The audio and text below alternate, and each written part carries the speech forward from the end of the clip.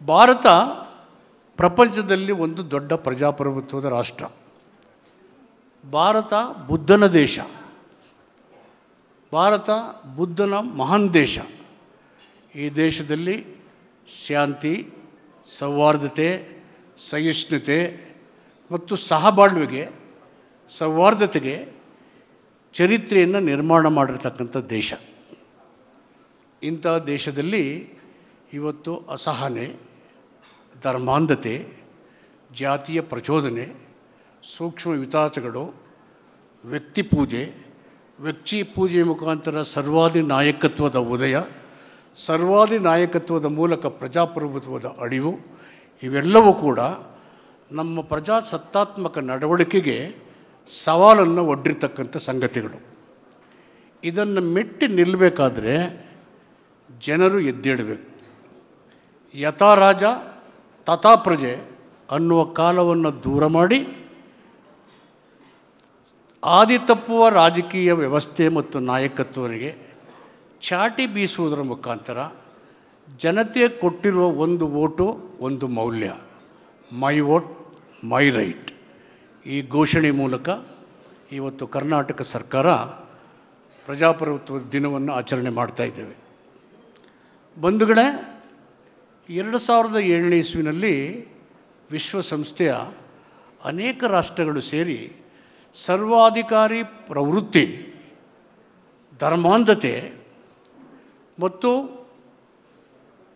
ಸಾಮಾನ್ಯ ಜನರ ಏಳಿಗೆ ಮತ್ತು ಹಿತಕ್ಕೆ ಪೂರಕವಲ್ಲದ ಆಡಳಿತ ಮನುಕುಲದ ಹಿತವನ್ನು ನಾಶ ಮಾಡುತ್ತೆ ಅಂತೇಳಿ ವಿಶ್ವಸಂಸ್ಥೆ 2007ರಲ್ಲಿ 15ನೇ ತಾರೀಕು ಸೆಪ್ಟೆಂಬರ್ನ ಪ್ರಜಾಪ್ರಭುತ್ವ ದಿನ ಅಂತ ಘೋಷಣೆ ಮಾಡಿತು. 2008ನೇ ಇಸ್ವಿನಲ್ಲಿ ಅಂತಾರಾಷ್ಟ್ರೀಯ ಪ್ರಜಾಪ್ರಭುತ್ವದ ದಿನಾಚರಣೆ ಜಾರಿಗೆ ಬಂತು. ಅಂದಿನಿಂದ ಇಂದಿನವರೆಗೆ ಜಾಗೃತಿಯನ್ನು ಪ್ರಪಂಚಾದ್ಯಂತ ಮಾಡ್ತಾ ಬಂದಿದ್ರೂ ಅದು ಅತ್ಯಂತ ಪರಿಣಾಮಕಾರಿಯಾಗಿ ಆಗದೇ ಇರತಕ್ಕಂಥ ನಾವು ಕಾಣ್ಬೋದು.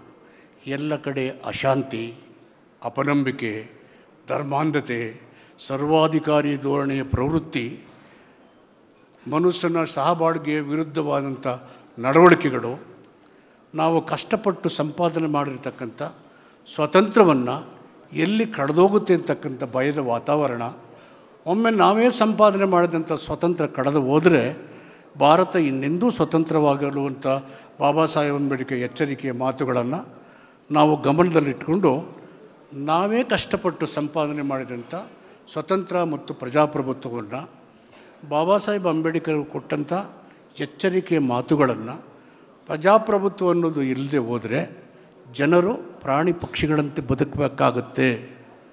ನಾವು ಕಷ್ಟಪಟ್ಟು ಸಂಪಾದನೆ ಸ್ವಾತಂತ್ರ್ಯವನ್ನು ನಮ್ಮ ತಪ್ಪುಗಳಿಂದ ಕಳೆದೋದ್ರೆ ಇನ್ನೊಮ್ಮೆ ಎಂದೂ ನಾವು ಸ್ವತಂತ್ರವಾಗಲಾರದು ಅಂತಕ್ಕಂಥ ಬಾಬಾ ಸಾಹೇಬರ ಎಚ್ಚರಿಕೆ ಮಾತುಗಳನ್ನು ಗಮನದಲ್ಲಿಟ್ಟು ಪ್ರಜೆಗಳು, ಯುವಕರು, ಯುವತಿಯರು, ಶಿಕ್ಷಿತರು, ಎಲ್ಲ ಯುವ ಸಮುದಾಯ, ಮಹಿಳೆಯರು ಒಟ್ಟಾಗಿ ನಿಂತು ಪ್ರಜಾಪ್ರಭುತ್ವವನ್ನು ಕಾಪಾಡುವಂಥ, ರಕ್ಷಿಸುವಂಥ ಬಲವರ್ಧನೆ ಕೆಲಸವನ್ನು ಮಾಡಲೇಬೇಕು. ಆ ಕಾರಣಕ್ಕೆ ಸಿದ್ದರಾಮಯ್ಯನವರು ಮುಖ್ಯಮಂತ್ರಿಯಾಗಿ ಬಂದ ಮೇಲೆ 2023ನೇ ಇಸ್ವಿನಲ್ಲಿ ಅಂತಾರಾಷ್ಟ್ರೀಯ ಪ್ರಜಾಪ್ರಭುತ್ವದ ದಿನವನ್ನು ನಮ್ಮ ವಿಧಾನಸೌಧದ ಮೆಟ್ಟಿಲುಗಳ ಮುಂದೆ ಆಚರಣೆ ಮಾಡಿ ಕಡ್ಡಾಯವಾಗಿ ಪ್ರಿಯಾಂಬಲ್ನ ಸಂವಿಧಾನದ ಪೀಠಿಕೆಯನ್ನು ಶಾಲಾ, ಕಾಲೇಜು, ವಿಶ್ವವಿದ್ಯಾಲಯಗಳಲ್ಲಿ ಓದಬೇಕು, ಓದಿ ಅದನ್ನು ಅರ್ಥೈಸಬೇಕು. ಅಲ್ಲಿರೋ ವಿಷಯಗಳು ಭಾರತದ 140 ಕೋಟಿ ಜನರ ಹಕ್ಕನ್ನು ರಕ್ಷಣೆ ಮಾಡುವ ಅಂಶಗಳನ್ನು ಒಳಗೊಂಡಿದೆ. ಈ ಹಕ್ಕನ್ನು ಜಾರಿ ಮಾಡುವಾಗ, ರಕ್ಷಣೆ ಮಾಡುವಾಗ ಆಡಳಿತಾತ್ಮಕವಾದಂಥ ಕರ್ತವ್ಯ ಮತ್ತು ಜವಾಬ್ದಾರಿಗಳ ನಿರ್ವಹಣೆಯಿಂದ ನಮ್ಮ ಸಂವಿಧಾನ ಮತ್ತು ಪ್ರಜಾಪ್ರಭುತ್ವವನ್ನು ಬಲಗೊಳಿಸಬೇಕಾದಂಥ ಉದ್ದೇಶದಿಂದ 2023ನೇ ಸೆಪ್ಟೆಂಬರ್ 15ನೇ ತಾರೀಕು ಸಂವಿಧಾನವನ್ನು ಏಕಕಾಲಕ್ಕೆ ಓದಿ ಪ್ರಪಂಚದ 54 ರಾಷ್ಟ್ರಗಳು, ಭಾರತ ದೇಶದ 700ಕ್ಕೂ 80 ಜಿಲ್ಲೆಗಳಲ್ಲಿ 500ಕ್ಕೂ ಹೆಚ್ಚು ಜಿಲ್ಲೆಗಳು, 2,31,00,000 ಜನ ಪ್ರಪಂಚಾದ್ಯಂತ ಒಂದೇ ಸಾರಿ ವಿಶ್ವದ ಪ್ರಜಾಪ್ರಭುತ್ವ ದಿನವನ್ನು ಆಚರಣೆ ಮಾಡುವುದರ ಮುಖಾಂತರ ವರ್ಲ್ಡ್ ಬುಕ್ ಆಫ್ ರೆಕಾರ್ಡ್ಸ್ ಅದನ್ನು ಪ್ರವೇಶ ಮಾಡಿ ಭಾರತದ ಅಲ್ಲದೆ ಪ್ರಪಂಚದ ಯಾವ ರಾಷ್ಟ್ರವೂ ಅಂತಾರಾಷ್ಟ್ರೀಯ ಪ್ರಜಾಪ್ರಭುತ್ವ ದಿನವನ್ನು ಇಷ್ಟೊಂದು ಪರಿಣಾಮಕಾರಿಯಾಗಿ ಮಾಡಿದಂಥ ಉದಾಹರಣೆ ಇದೆ. ಎಂಟೈರ್ ವರ್ಲ್ಡ್ ಕರ್ನಾಟಕ ರಾಜ್ಯ ಮಾಡಿರ್ತಕ್ಕಂಥ ಈ ಸಂಗತಿ.